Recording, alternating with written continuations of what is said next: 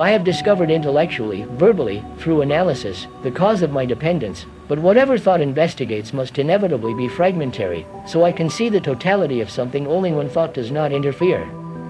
Then I see the fact of my dependence. I see actually what is. I see it without any like or dislike. I do not want to get rid of that dependence or to be free from the cause of it. I observe it, and when there is observation of this kind I see the whole picture, not a fragment of the picture, and when the mind sees the whole picture there is freedom. Now I have discovered that there is a dissipation of energy when there is fragmentation. I have found the very source of the dissipation of energy.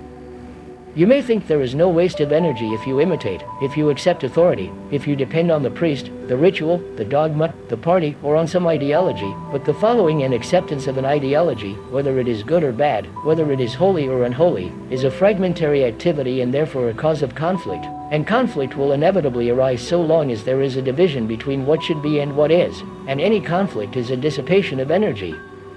If you put the question to yourself, how am I to be free from conflict?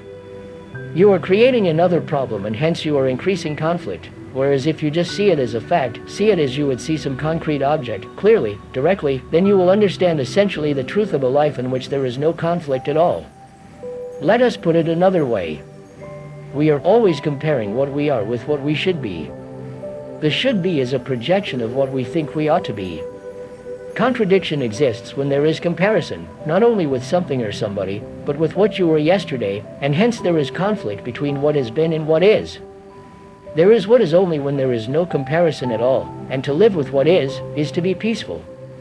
Then you can give your whole attention without any distraction to what is within yourself, whether it be despair, ugliness, brutality, fear, anxiety, loneliness, and live with it completely. Then there is no contradiction and hence no conflict.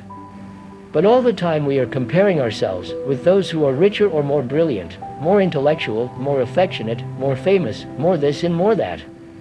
The more plays an extraordinarily important part in our lives. This measuring ourselves all the time against something or someone is one of the primary causes of conflict. Now why is there any comparison at all? Why do you compare yourself with another? This comparison has been taught from childhood. In every school A is compared with B, and A destroys himself in order to be like B. When you do not compare at all, when there is no ideal, no opposite, no factor of duality, when you no longer struggle to be different from what you are, what has happened to your mind?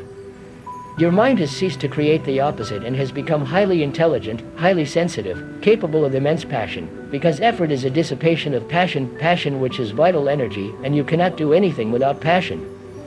If you do not compare yourself with another, you will be what you are.